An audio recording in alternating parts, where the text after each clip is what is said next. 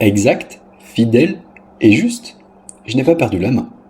Aujourd'hui, nous allons parler de la justesse d'une méthode de mesure.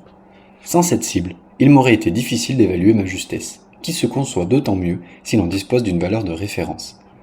Dans les laboratoires, cette valeur de référence peut être de différentes natures.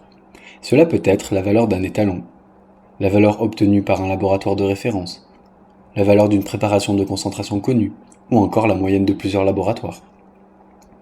La justesse est définie comme l'étroitesse de l'accord entre la valeur moyenne, obtenue à partir d'une large série de résultats d'essai, et une valeur de référence acceptée.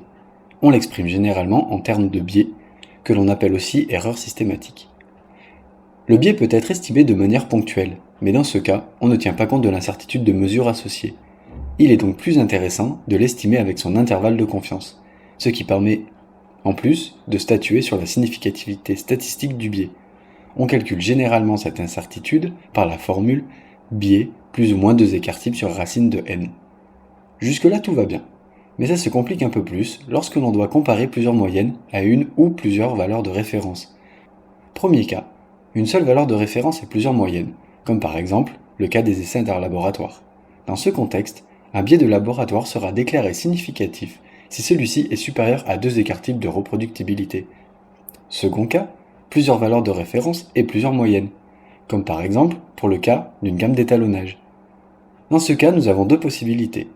La première possibilité est de procéder au recouvrement des données, c'est-à-dire que toutes les données sont converties en pourcentage de la valeur cible, la cible étant égale à 100%. On revient alors au premier cas, où nous n'avions qu'une seule valeur cible. Cette méthode peut être employée pour les tests d'extraction. La deuxième possibilité est de comparer la pente à la bissectrice, en calculant l'intervalle de confiance autour de cette pente. Si cet intervalle contient en totalité la bissectrice, alors le biais n'est pas significatif. Cette méthode peut être employée pour détecter la présence d'interférents. C'est le cas de la méthode des ajouts dosés. Mais revenons à notre formule sur l'intervalle du biais. Dans cette formule, on constate que l'erreur type, c'est-à-dire l'écart type sur racine de n, va directement influencer la largeur de notre intervalle, en ce sens où plus l'écart type est grand, et plus l'intervalle sera grand, ou plus n est grand, et plus l'intervalle sera étroit. Nous pouvons donc jouer sur la largeur de l'intervalle, en jouant soit sur l'écart type, soit sur la taille de l'échantillon. Mais comme la valeur de l'écart type ne dépend pas de nous mais de la méthode, nous pouvons nous servir de la taille de l'échantillon n pour affiner l'intervalle de confiance autour du biais. Vous avez donc le pouvoir de changer la significativité statistique d'un biais en augmentant ou diminuant la taille de l'échantillon.